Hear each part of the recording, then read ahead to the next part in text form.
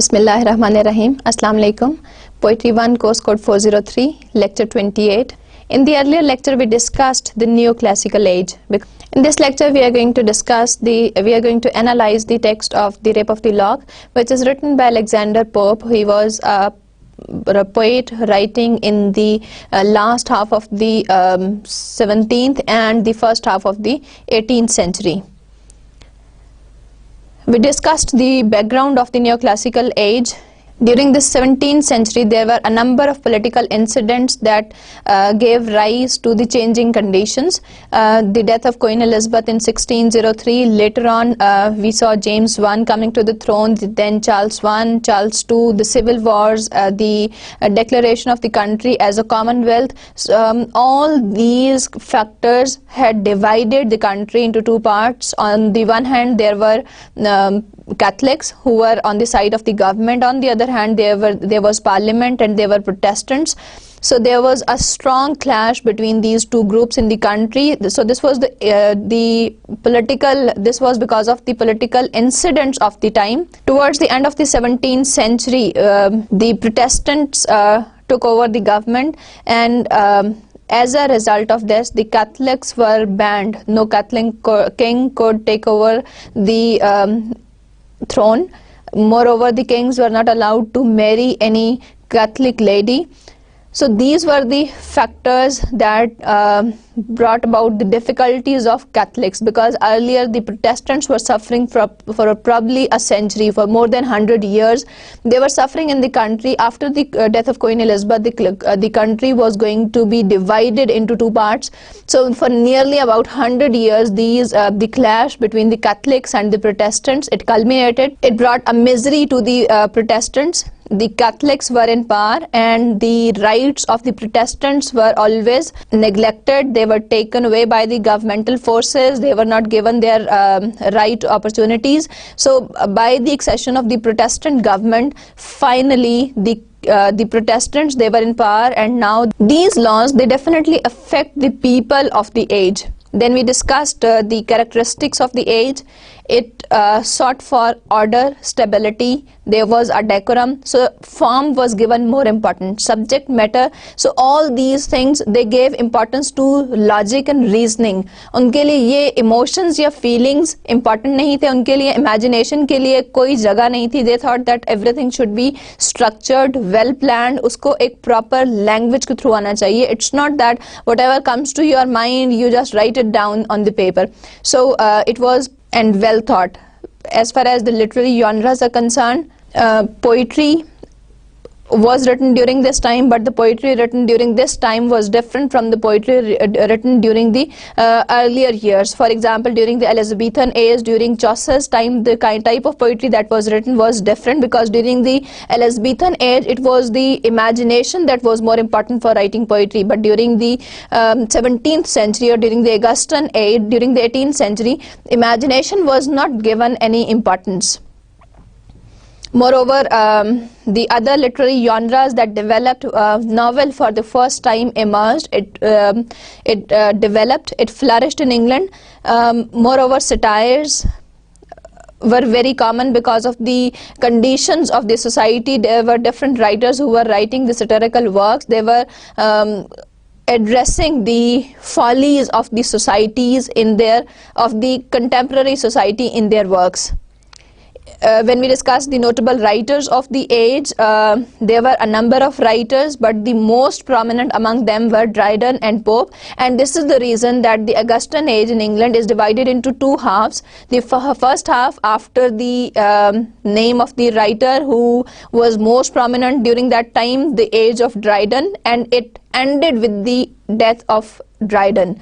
Secondly, we have the age of Pope. The second half is the age of Pope, and it ended with the death of Pope. Then we discussed the biography of Alexander Pope. In the biography, we discussed that he belonged to a middle class Roman Catholic family. Now this was the time which was a difficult time, or it was unfortunate for him to having been born in a Catholic family, because during those years the Catholics were banned to go to universities. So these brought problems for Alexander Pope also. He could not attend any of the good educational institutions. He could not go to any universities. He was to a large extent he was a self-learned man. His father had established a library for him at home, and he spent most of his time reading books at home. He learned a number of languages, and later on he read a number of Latin and Greek writers, and he was inspired by these writers. He read a number of their works, and he started imitating those great writers of Latin and Greek in his writings. He made several visits to London, and as a result he made friendship with a number of learned people. He made connections with the literary men of London. Finally, when he moved to London, he was able to publish some of his literary works that include Essay on Man and The Rape of the Lock. Essay on Man was published in 1712, and Essay on Man was published in 1711, and The Rape of the Lock was published in 1712. We saw the background of the poem The Rape of the Lock, that it is based on a real incident that happened between two families, and Lord Petre, he cut off the lock of hair of Miss Arabella Farmer's hair. As a result of this trivial incident, the families, they were clashes, there were disputes among the families. In the poem, the lady Belinda, she represents Miss Arabella Farmer, and Baron represents Lord Petre. Through this poem, he wanted to point out the manners and artificialities of the high society. So this is he has given it the treatment of a mock heroic poem. He discussed the theme and subject matter of the poem, and it is on the advice of one of his friend John Carlyle, that he wrote this poem. John Carlyle suggested him that this incident should be given the form of a literary genre, so that it should be written in the form of some humorous poem, so that this folly of the elite class is highlighted, and so that there is a reform in the society in order to overcome this situation. Let's start with the text of the poem. Would dire offense from amorous causes springs. Amorous causes here refers to the love affairs. Dire offense is the serious, the threatening nature of the offense. So he starts that what is that so serious incident from amorous causes spring, that arises from the love affair. What mighty contests rise from trivial things. Mighty contests here refers to the extraordinary contest or battle or the dispute from the trivial things. Trivial किसी ऐसी चीज़ के लिए लफ्ज़ इस्तेमाल होते हैं जो बहुत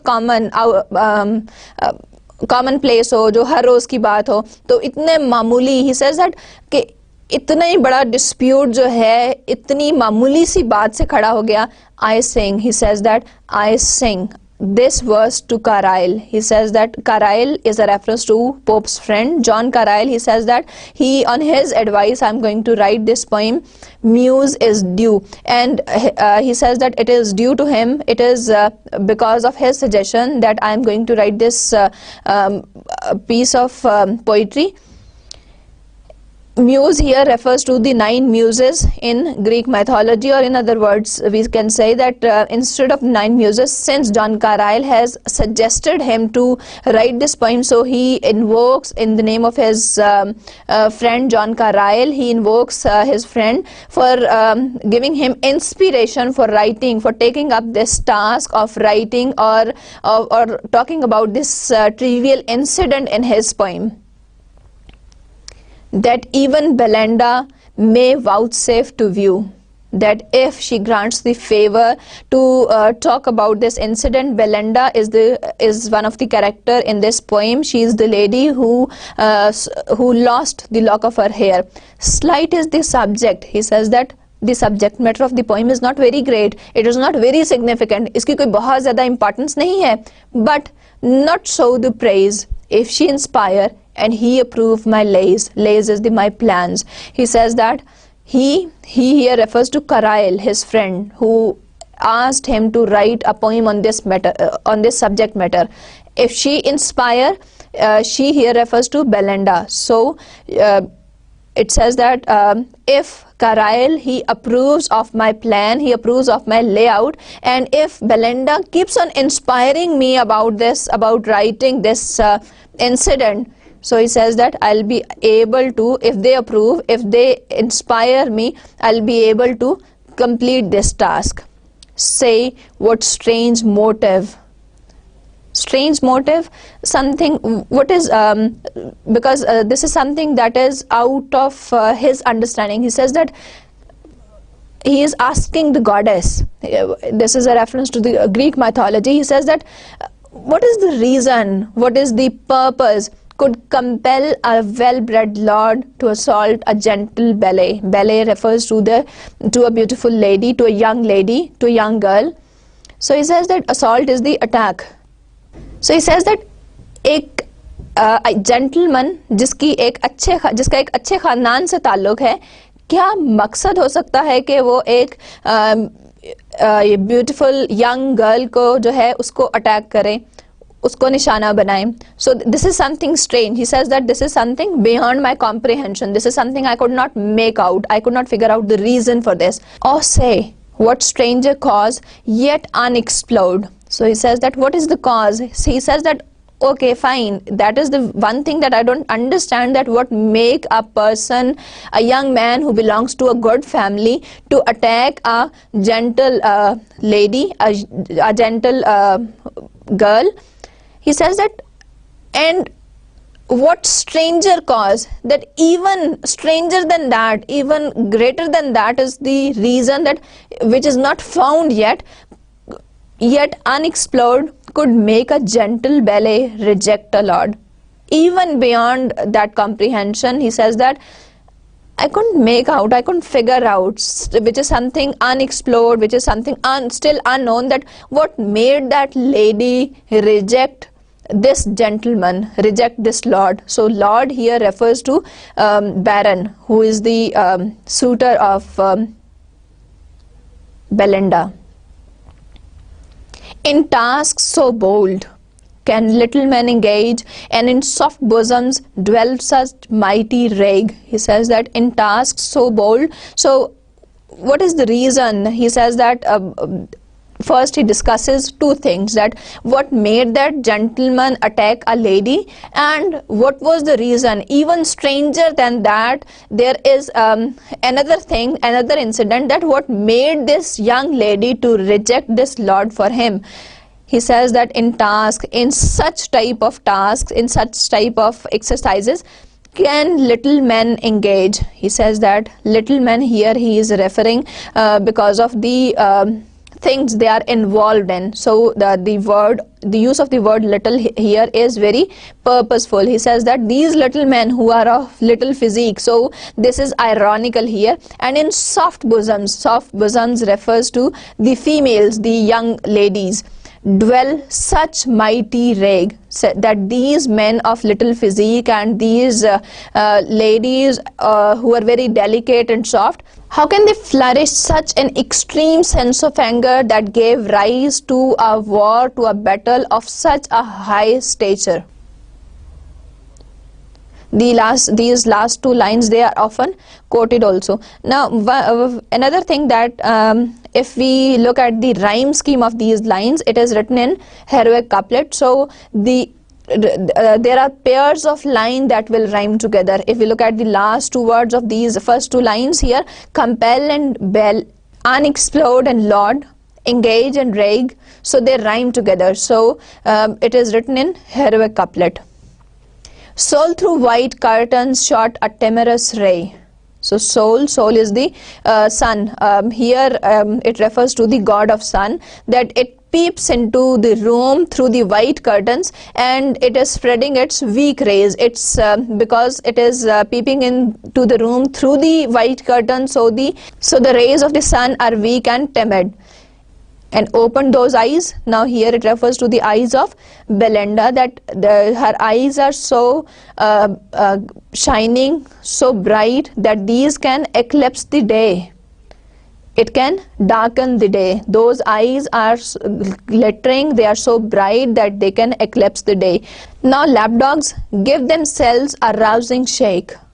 Lapdogs are the pet dogs, small pet dogs, छोटे छोटे जो pets घर पे रखे होते हैं. So those lapdogs, they give themselves a rousing shake. जब भी pet animals जो हैं, जब वो उठते हैं, they shake their body when they get up from the sleep. When they are awake, they first shake their body and then they start moving around. So this was the time for the lapdogs to wake up and to shake their body, and sleepless lovers just at 12 awake. And the sleepless lovers, they also awake at 12 o'clock at noon. Thrice rung the bell. She rang the bell. Belinda rang the bell thrice. The slipper knocked the ground. As she rang the bell thrice, meanwhile she knocked her slippers also. She struck them against the ground, and pressed watch returned a silver sound. And she pressed her watch in order to listen the time, that what time of the day it was. She was wearing a watch, and she pressed the button in order to know the time, and she heard a silver sound. A silver sound refers to a very melodious, soft ringing sound of the watch that tells you time. Belinda still had downy pillow pressed. So what happened? Belinda, what did she do?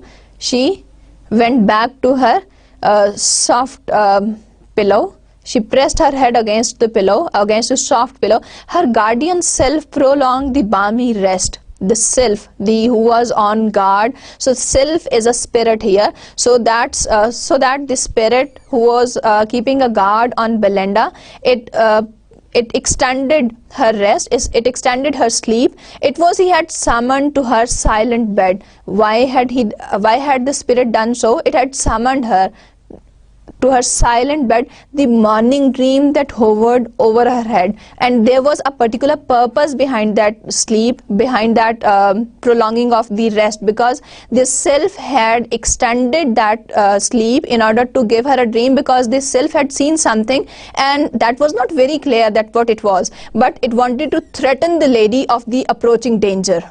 The morning dream that hovered over her head. Now the self, the guardian spirit, sent a dream to her, a morning dream to the lady, a youth more glittering than a birthnight beau, that even in slumber caused her cheek to glow. So she could see a gentleman who appeared in her dream, and this gentleman was no other than the guardian self, the same spirit. It appeared in her dream in the guise of a young man, and this gentleman who appeared, this youth who appeared in her dream, it was a fine gentleman, and that seeing her this gentleman even in her dream, she blushed. Seemed to her ear his winning lips to lay,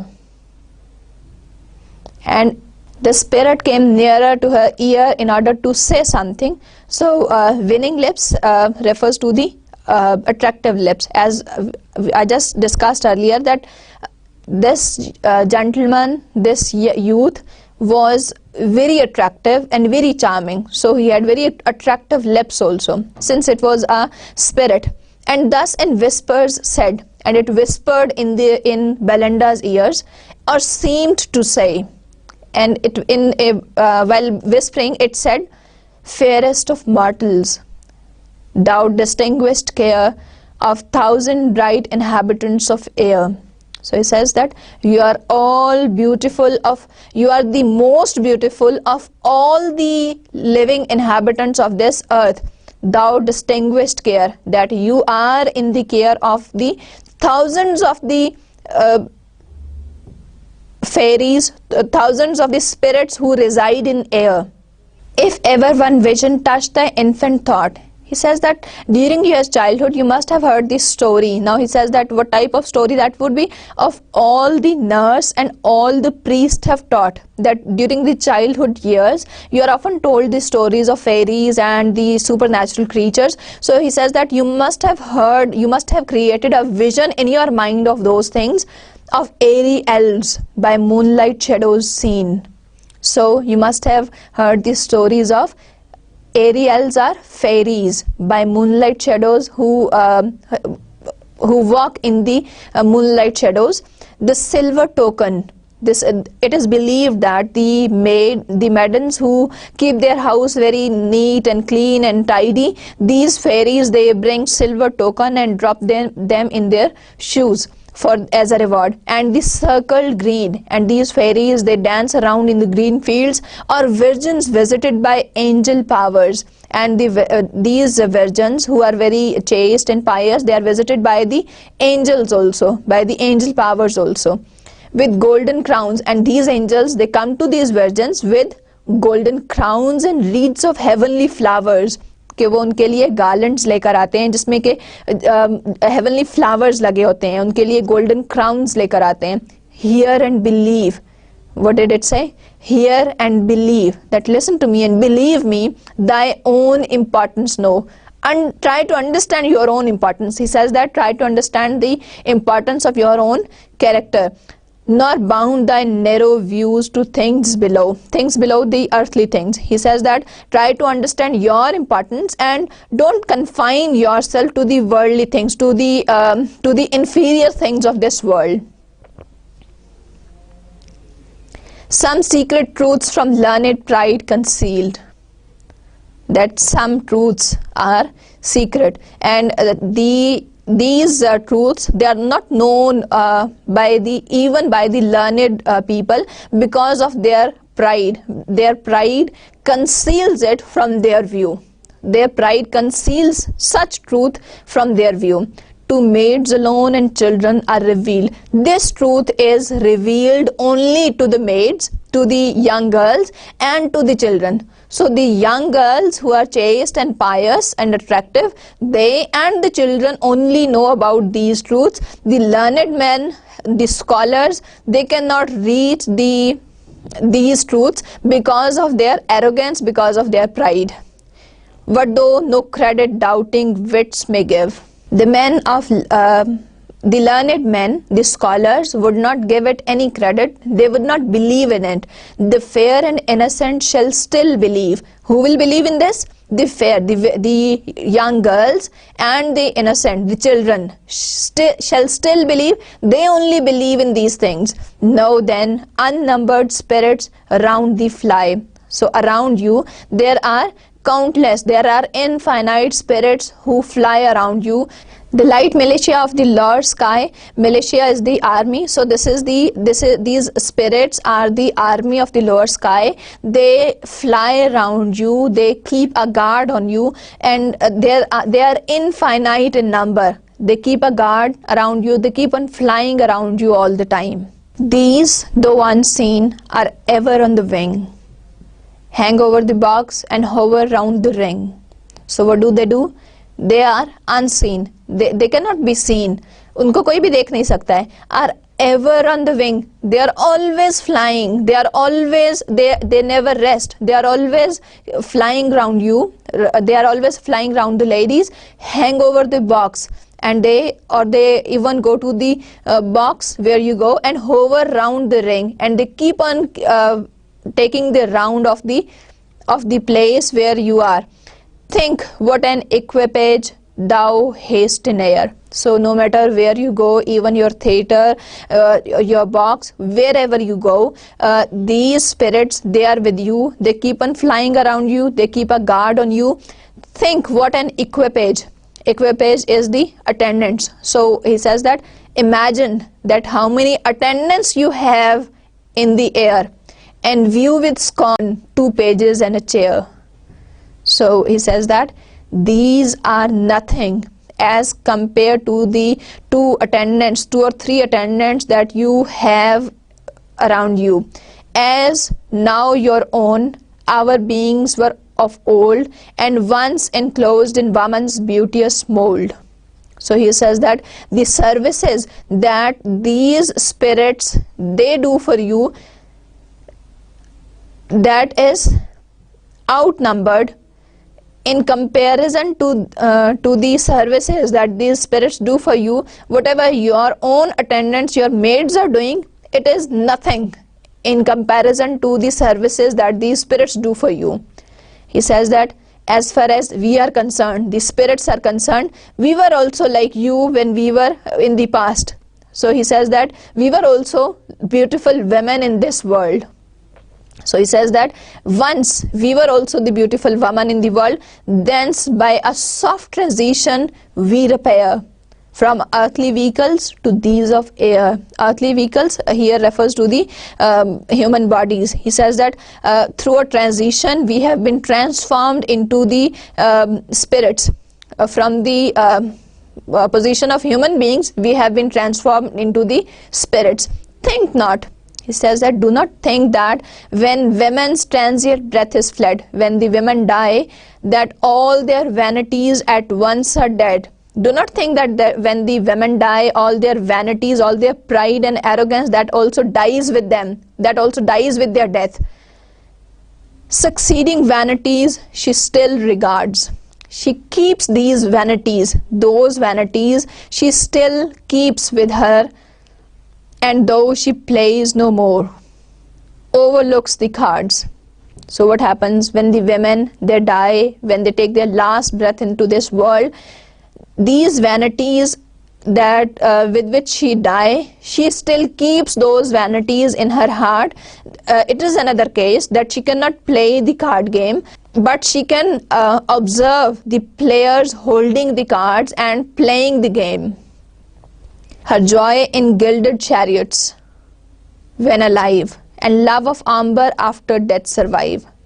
So she loved traveling in the decorated carriages when she was living. Now women, when they are living, they love traveling in the decorated carriages. So this is one of the joy of a lady. And the love of amber. Amber is a card game which was very popular during the 17th and 18th century. It is played among three players. One player plays against the other two. Then when the next person has the turn, he plays against the other two players. So it is a card game like that of chess. It requires three players to play the game, but the rules and the vocabulary used in the game is quite difficult, because this game, originally the word was hombre in the Spanish language, and from there it was taken over into English, and it became from hombre, it became ombre in English, and it was a popular card game during the 17th and 18th century, and it was a leisure activity for the young women and men. They loved playing it, particularly the elite class women. They loved playing the card games. So he says that the women who loved to travel in the decorated carriages, who loved playing the game of amber, these passions still survive even after their death, for when the fair in all their pride expire. So the fair means the ladies, these young girls. For when the fair in all their pride expire, to their first elements the souls retire. The sprites of fiery termagants in flame mount up and take a salamander's name. So what happens when these young ladies, these young, attractive, beautiful ladies, they die in their pride? The first thing that happens is their elements, the elements of their soul, they retire. They are taken up, and the ladies of the fiery temperament, they mount up and they take this name of the salamander. It's a type of a spirit. They are transformed into the spirit. Soft yielding minds to water glide away. So the women who have got the fiery temperament, they go up in the air and they are transformed into the spirits. and the soft yielding minds, the submissive souls, the females who are submissive, when they die, to water glide away, they passing away smoothly. What they do, and sip with nymphs their elemental tea.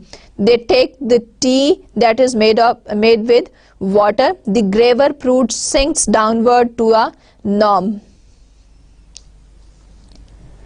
The graver prude here refers to the ladies. Now it is referring to the different types of females. The ones who are very aggressive in their nature, what do they become? Their spirits are taken up in the sky. Secondly, the ones who are very submissive and soft in their nature, they become they are with the nymphs. They are transformed into the nymphs. And then the third category, who are the grave prudes, who are very talkative, who make high levels of speech, they are transformed, they sink downwards and they become norms, and they move around on the earth in search of some mischief. So these are all the different categories of women that when they die, what type of shapes do they take after their death. Now this is the dream which is carried on. हमने देखा कि Belinda जो है वो अभी सो रही थी, उठना चाह रही थी, but she did not wake up. She went back to her pillow, and she once again the guardian self, जो एक spirit है जो कि उसकी निगरानी पर मामूर है, उसने उसको एक morning dream में जो है वो मुब्तला कर दिया. And now we are having the description of all the females. Now the self is telling Belinda कि जो females हैं, when they die in all their vanities, जब वो अपनी vanities के साथ जब वो इस दुनिया से चली जाती हैं, तो their vanities do not die with them. They are transformed into the spirits, and they come back to this earth, and they are transformed into different types of spirits. So these are the different types of spirits कि जो aggressive होती हैं उनको किस तरह के, उनको क्या कहा जाता है, और किस तरह के spirits में change होती हैं. जो submissive और kind होती हैं वो उनकी एक और category है. Then the ones who are talkative, who make lots of speeches, who speak a lot, उनकी एक और different category है. So these are all the different categories of spirits that females are transformed into after their death, because they die with their vanities, with their all pride in their life. The light coquettes and sylphs aloft repair, and sport and flutter in the fields of air. The cells return to the air for the mischief, to play around and to fly in the air. No farther yet.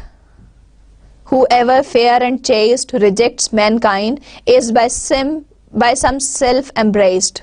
So the self says that be assured that whosoever is fair and pious lady in this world, and who is protected from the mankind, that is protected by these selves. For spirits freed from mortal laws, these spirits are free from the laws of the human beings, with ease assume what sexes and what shapes they please, and they can take any shape, they can take any sex that they like, they can be males or females as they liked. What guards the purity of melting maids in courtly balls and midnight masquerades? Midnight masquerades refers to the dance parties where everybody is wearing a mask, and during those mask parties, since everybody wears the mask, nobody knows that who is dancing with whom. तो उसमें किसी को भी ये नहीं पता होता कि कौन किसके साथ डांस कर रहा है, हर किसी ने एक मास्क पहना होता है. सो कोर्टली बॉल्स में, now the poet says that the self continues, it says that these maids who can be easily convinced, who can yield to the advances of the lovers, they are protected against these during these courtly balls and during these midnight dance parties. These cells protect these young ladies. It says that it is not because of their character and the nature that they save their character from the men, but these are the cells who protect them from the mankind. Safe from the treacherous friend and daring spark, the glance by day and whisper in the dark, when kind occasion prompts their warm desires, when music softens and when dancing fires. 'Tis but their self the wise celestials know, though honor is the world with men below. So he says that in this treacherous world, that these are the selves who keep a guard, who keep them safe from in all the kinds of situations, in all the kind of whether that is the daylight or whether that is the whisper in the dark. So it is these selves, they use different techniques, they use different tricks, and no matter whatever is the occasions, these young ladies, they are approached by the mankind, by the men, and their hearts are soft and they get melted by the music, by the soft music, and by the enthusiasm of the dance that they do. It is because of these selves, because they are the heavenly bodies and they are wise and they know the truth, and their honor, because of them their honor is saved. Some nymphs there are too conscious of their face. There are certain young girls who are very conscious of their looks, who are very conscious of their outward beauty, for life predestined to the norm's embrace. That life has been predestined for these norms. These swell their prospects and exalt their pride. So their pride is risen, it is exalted, it is intensified, and they rise their prospects. When offers are disdained, the offers from the men, when they are rejected, and the love of men is rejected, then gay ideas crowd the vacant brain, while peers and dukes and all their sweeping train. So these bright ideas, these ideas of love, they occupy their foolish minds, and they indulge in those ideas from their peers, from their mates, and from the noble men like dukes. And they imagine themselves as and all their sweeping train, and they imagine themselves as somebody superior, with a duke or with some peer having this higher social status, and with the lots of attendants who are wearing the colorful dresses, and garters, stars and coronets appear, and they see themselves in a high social status, where they are wearing the badges that symbolize their power, and they are wearing the medals of star shaped, and they are wearing the crowns, and in soft sounds your grace salutes their ear, and they even hear the salutes that ask them that your majesty, your highness. So they assume themselves to be at a very high position with some duke or with somebody of the high social rank. 'Tis these that early taint the female soul, instruct the eyes of young coquettes to roll, teach infants' cheeks a hidden blush to know, and little hearts to flutter at a bow. So it is this is the time that through these they corrupt the young female minds, and they are responsible for corrupting the young female minds, and they instruct and they tell the eyes how to win, how to do different kinds of things in order to win the hearts of men. Teach infants' cheeks to a bidden blush to know, and little hearts to flutter at a bow. So they are the ones who invitingly move around in order to win their hearts, and they teach the young females to get blushed when they see one, and when they see a gentleman, and to flutter their little hearts, and to because of the emotional excitement, their hearts also, they move fast at the incident of at the view of a gentleman. Oft when the world imagine women stray, often when the world sees that the women's they astray, they deviate from the right path, from the path of chastity, the selves through mystic mazes guide their way. So these are the selves that guide their way, that tell them the right path. Through all the giddy circle they pursue. So through the pleasurable circle, through the pleasures world, they guide them. So this is a mysterious puzzle, this is a mysterious kind of way in which these selves, they guide these young ladies through the right path. An old impertinence expelled by new, what tender maid but must a victim fall to one man's treat but for another's ball. So these are the selves that guide them through different ways, and their acquaintances and those lovers for whom they have passionate feelings, they become old, and they are expelled from their hearts. Those feelings are expelled from their hearts by the efforts of these selves. So these maids who are very tender, who do not know the intricacies of this world, they become the victim of these men in these ball parties, but these are the selves who keep a guard on them, who guide them to the right path. So the world does not understand these things, but the selves are definitely present there. So he is telling Belinda, this self is telling, the guardian self is telling Belinda that these spirits, they are always present to guide the young ladies and the young women to the right path, in order to keep a guard on them from these from the ways of the men. When Florio speaks, so Florio is a typical name of a lover. When virgin could withstand, what virgin could withstand if gentle Damon did not squeeze her hand?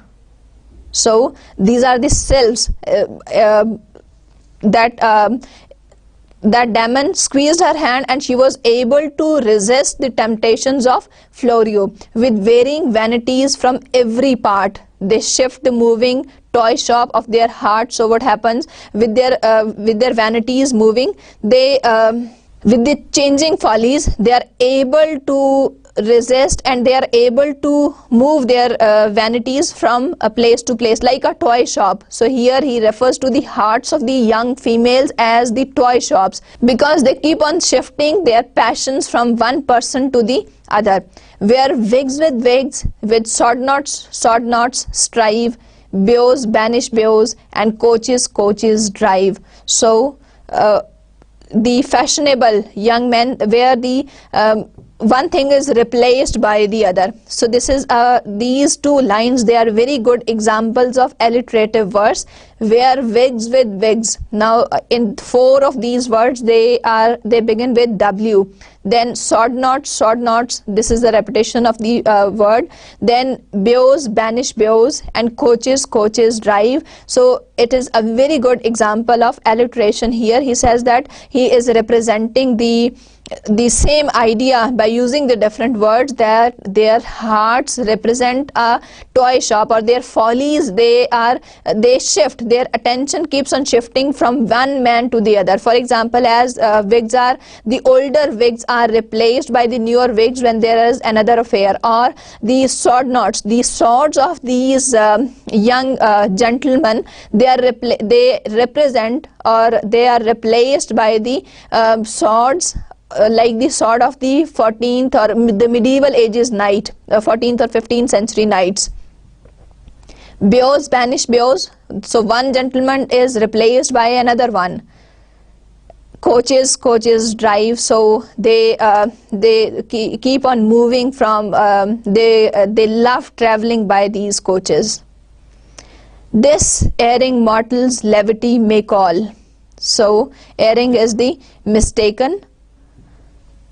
So this mistake, they call it, the mortals, the human beings, they call it as the fickleness. Oh, blind to truth, the selves contrive it all. He says that the human beings call it a mistake, but he says that, oh, blind to truth, that you do not know the truth.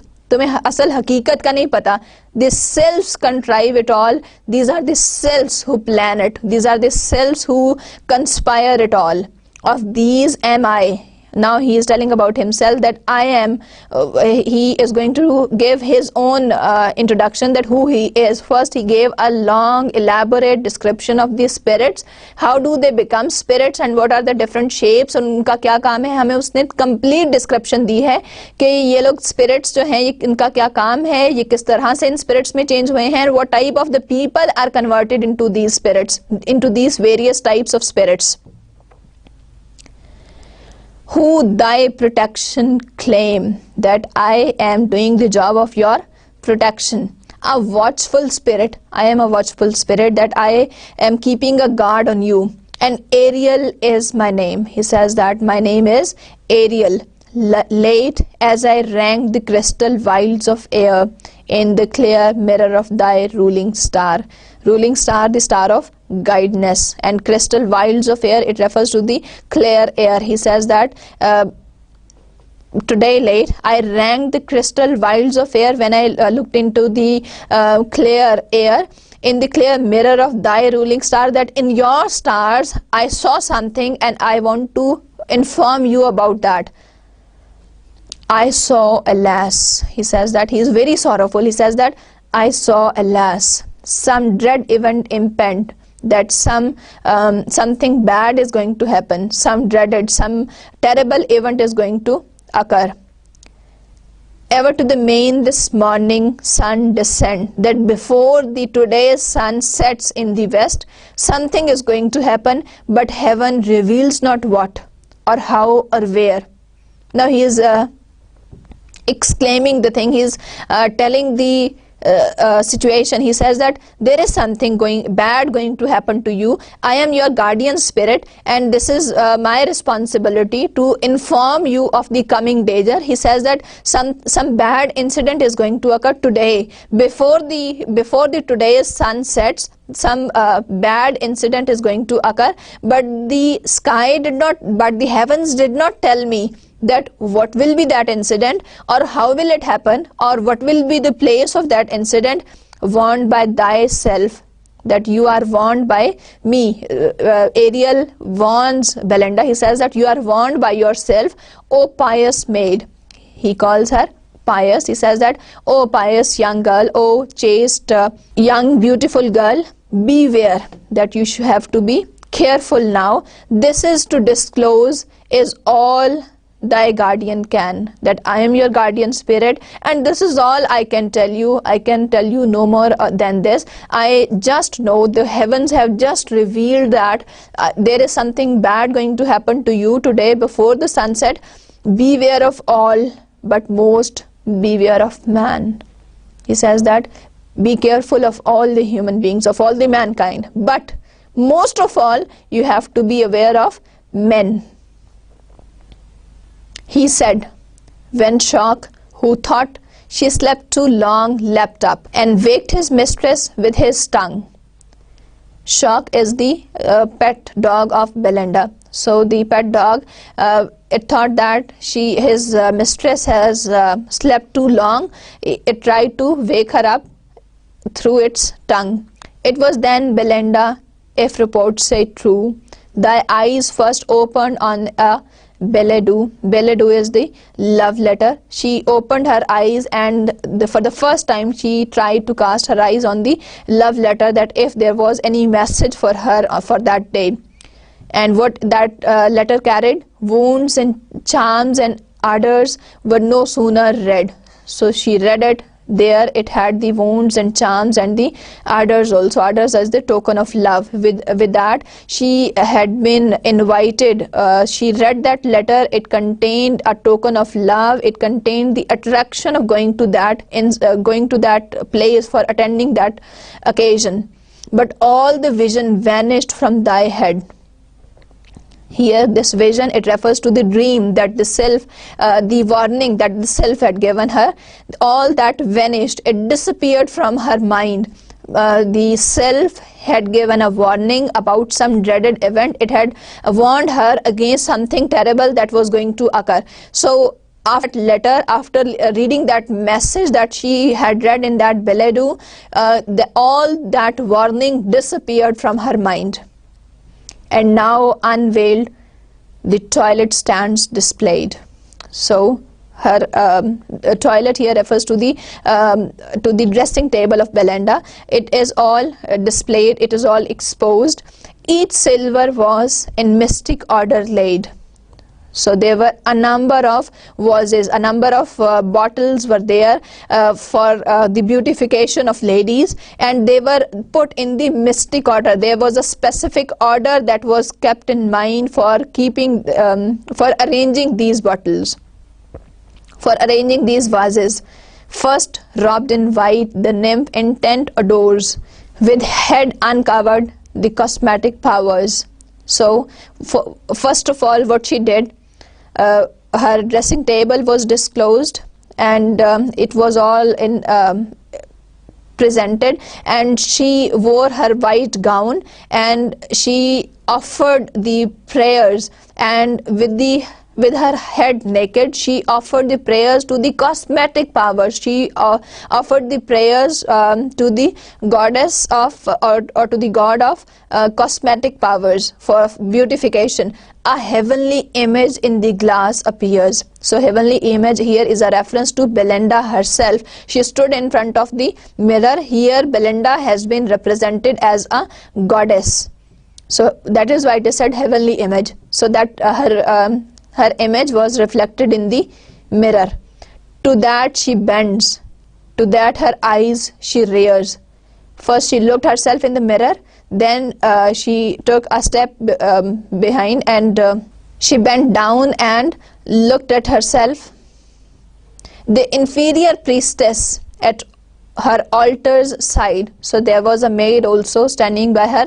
So Belinda's maid was also standing. Now that dressing table is called altar's side, so as if it was a sacred place जहाँ के हम इबादत करते हैं. altar तो usually उसी चीज़ को कहते हैं ना, जैसे जहाँ पर के इबादत की जाती है या जहाँ पर जो है वो चढ़ावा चढ़ाया जाता है. So the dressing table is called altar.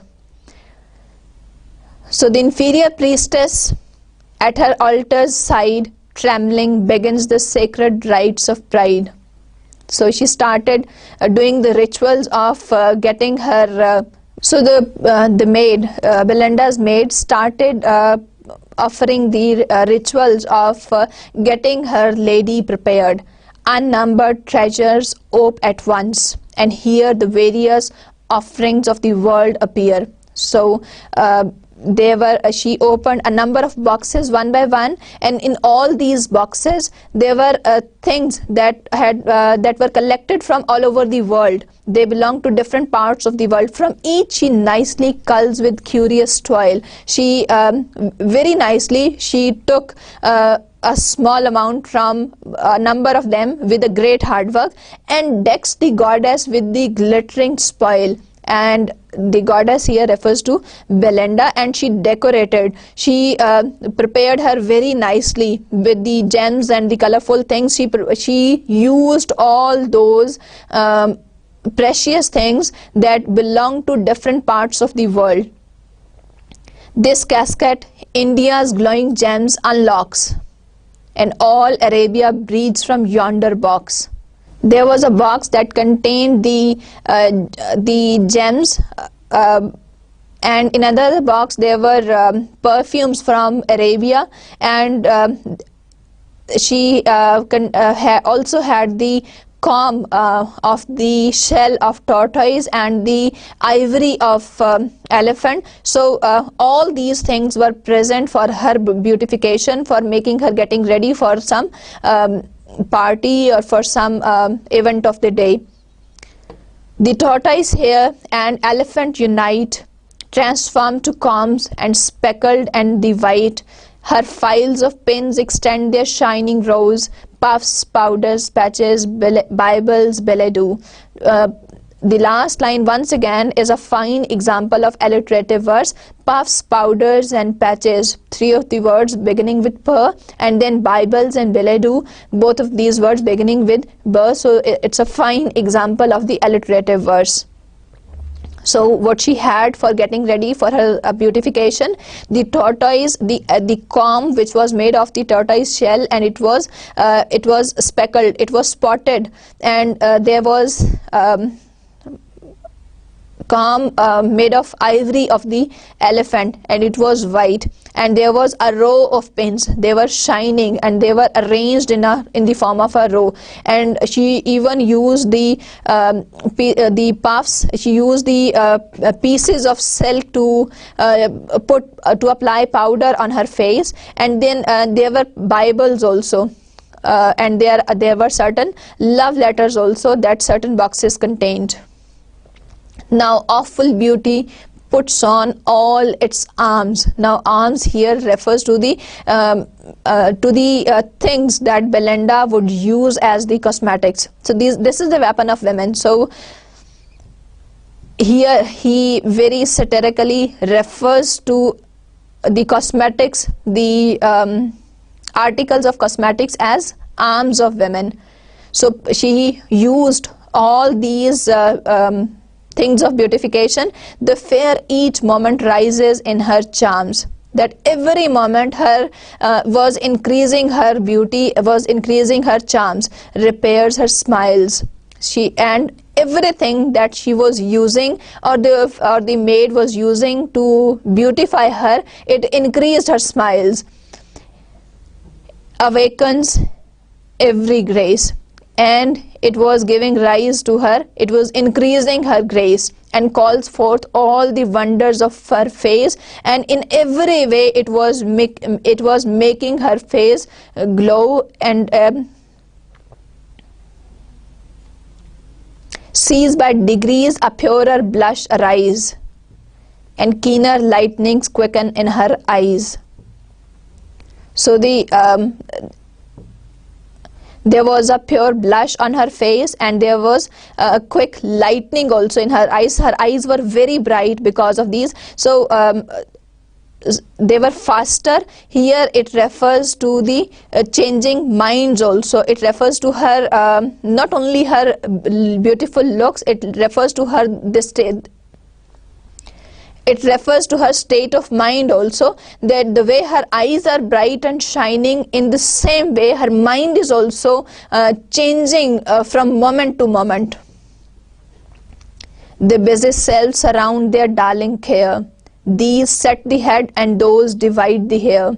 Some fold the sleeve while others plait the gown. And Betty is praised for labors not her own. So what happened? The sylphs, about whom the guardian sylph Ariel had earlier talked about, all these sylphs, they were also working to make her get ready. So these sylphs, they considered her darling care. They considered Belinda darling care. So they were also working on her. Some were doing the work on the head, some were working on her hair, some were setting her sleeves, some were setting the plaits of her gown. In the end, it was Betty who had received all the praise for making her get ready, but this was not all the hard work that was put in by Betty. In fact, it was the hard work of those spirits, of those selves who were working on her. Now we begin. So till this point we have seen that Belinda is getting ready. She is sitting in front of her dressing table. She gets ready for some occasion, and Belinda's maid is there to help her get ready for the occasion. And sylphs are also helping her, but they are unseen, they are unnoticed, they are not acknowledged. उनको कोई acknowledgement नहीं मिलती कि उन्होंने भी कोई काम किया है. This is Belinda's maid eventually who would get all the praise, who would get all the acknowledgement. Now we begin with Canto 2. Not with more glories in the ethereal plain, the sun first rises over the purpled main. Then, issuing forth the rival of his beams, launched on the bosom of the silver Thames, fair nymphs and well-dressed youths around her shone, but every eye was fixed on her alone. So she started off with her journey on the river Thames, and the description is given. The scene on the river Thames in the boat is described that the sun is rising and it revealed its beams, and those beams they were a rival to the shine, to the brightness of Belinda's eyes. There were other fair ladies and well dressed gentlemen also who were present in that boat, but all the eyes were fixed on Belinda. She was the center of attention in that boat. On her white breast, a sparkling cross she wore. She was wearing a sparkling cross on her breast, with which Jews might kiss and infidels adore. Her lively looks, a sprightly mind disclose, quick as her eyes and as unfixed as those. Favors to none, to all she smiles extends. Oft she rejects, but never once offends. So she was wearing a cross on her breast, and even the Jews, they would like to kiss that cross. It looked so elegant, it looked so graceful on her body, that even the infidels, the non-believers, would adore that. The infidels here refers to the people who do not believe in the magic of attraction and beauty. They would also adore that. They would also love to kiss that. Her lively looks, her sprightly mind disclose. So her lively looks are full of life, they are full of energy, and they are as quick as her eyes and as unfixed as those. Favors to none. So they are loose also. They are quick. Her eyes are very quick. They are shining brightly, and they are unfixed also. She smiles to everybody. And her attitude, it shows her attitude here in these lines, that she has equal attitude towards everyone. She smiles equally towards everyone. Oft she rejects, but never once offends. She rejects, she ignores some, but she does not intend to offend anyone. She behaves in such a way that she did not offend anyone. Nobody minded her ignoring the other person. Bright as the sun, her eyes the gazers strike, and like the sun they shine on all alike. She cast her eyes equally on everybody, and they were shining as brightly as the rays of the sun. Yet graceful ease and sweetness void of pride. She was very graceful and she was very sweet and kind there, without any pride. Her attitude showed that she does not have any pride. Might hide her faults if ballets had faults to hide. That in this way she was able to conceal her faults if she had any.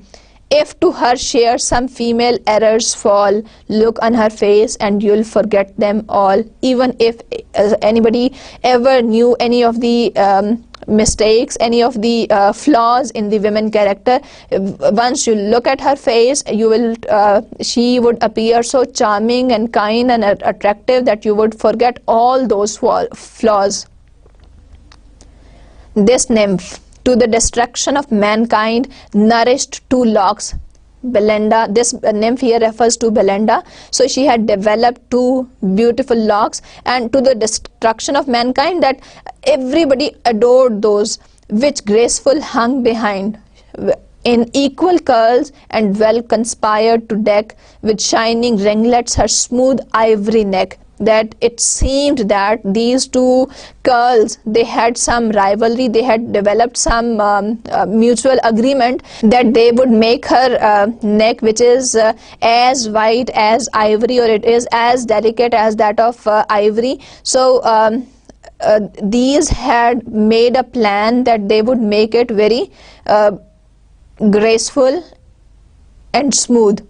Love in these labyrinths his sleeves detains, and mighty hearts are held in slender chains. So through these locks of hair, she was able to get the attention of people, and she could she could hold in her custody. She could through these curls she was able to attract the hearts of people, the hearts of young men with hairy springes. We the birds betray. Slight lines of hair surprise the finny prey. Fair tresses man's imperial race ensnare, and beauty draws us with a single hair.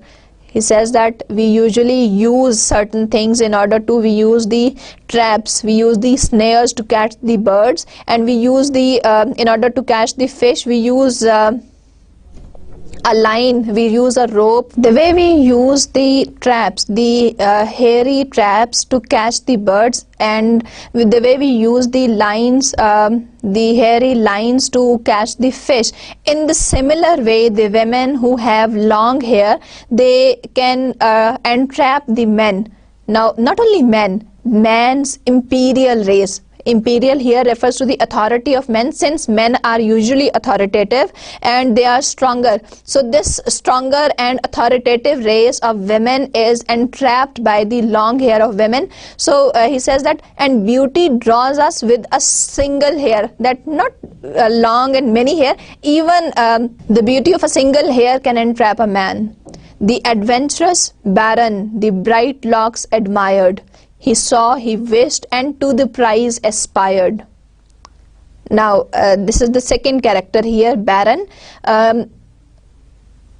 He was adventurous. He was one of the person who was traveling in that boat.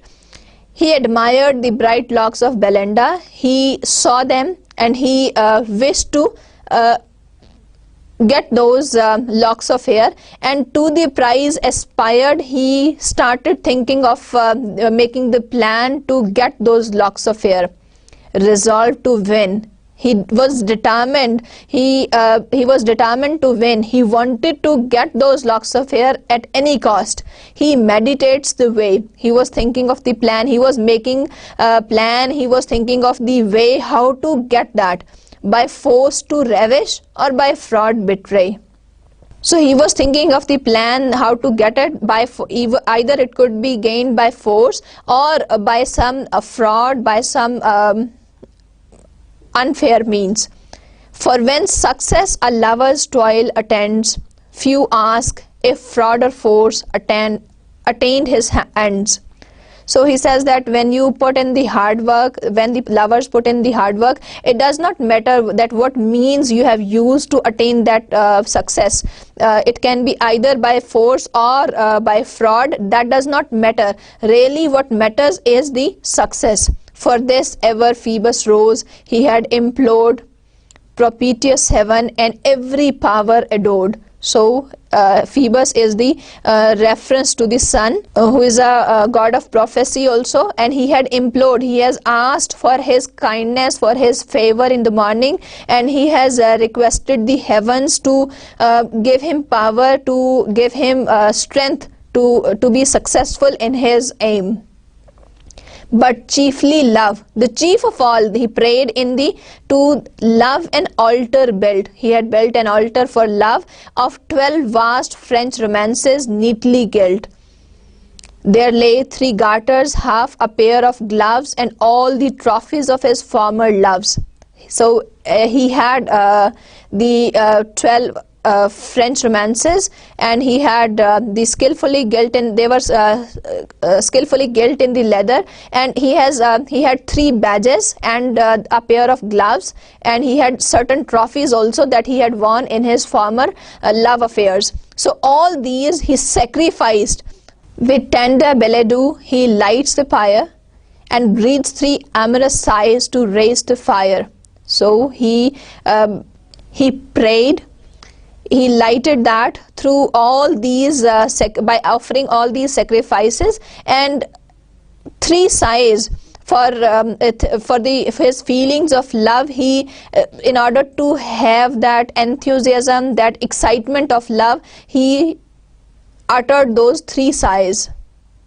Then prostrate falls, and then he lay prostrate, he lie down with his face downwards and begs with ardent eyes, with his eager eyes, with his passionate eyes. He begged, he asked for soon to obtain and long possess the prize. He asked for that prize, for the thing that he wanted to gain. The powers gave ear and granted half his prayers. The heavens listened to his prayer and they granted half of it. The rest the winds dispersed in empty air. The half of it he listened, that his prayer was granted, but half of it was dispersed into the air. It was mixed up with the wind.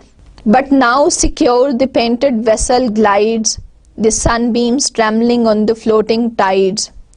But now secure the painted vessel. The painted vessel refers to the boat on which they are riding. The painted vessel refers to the boat on which they are traveling. The sunbeams trembling on the floating tide. So the sun rays, they are falling on that, on the waves of the river. While melting music steals upon the sky, and softened sounds along the waters die, smooth flow the waves and zephyrs gently play, Belinda smiled and all the world was gay. The scene is described after mentioning the passion, the enthusiasm of Baron, that he wanted to get that lock of hair. He admired it, he praised it, and he wanted to get it at any cost. And the music, the sweet and tender melodies of the music, they were listened, and the soft sound of the water as the boat was riding, that was also heard, and the smooth, the mild wind was also blowing. Zephyrus is a mild wind. It is a reference to the mythology. So that was also blowing. In that scene, in that situation, Belinda smiled. Belinda smiled and all the world was gay. This smile of Belinda, it represented the happiness of the world, that when Belinda smiled, it seemed that the whole world was happy. Let's have a review of lecture 28. When we started off with the text of the poem, first the poet mentioned the theme, then there was invocation, and he stated that he is writing this poem on the advice of his friend John Carlyle. Then Belinda's bedroom was described. She had a dream, and the detailed analysis of the spirits was given. Ariel self gave an introduction, an elaborate introduction of different spirits, that why these spirits are there and how they are transformed into the form of the spirit.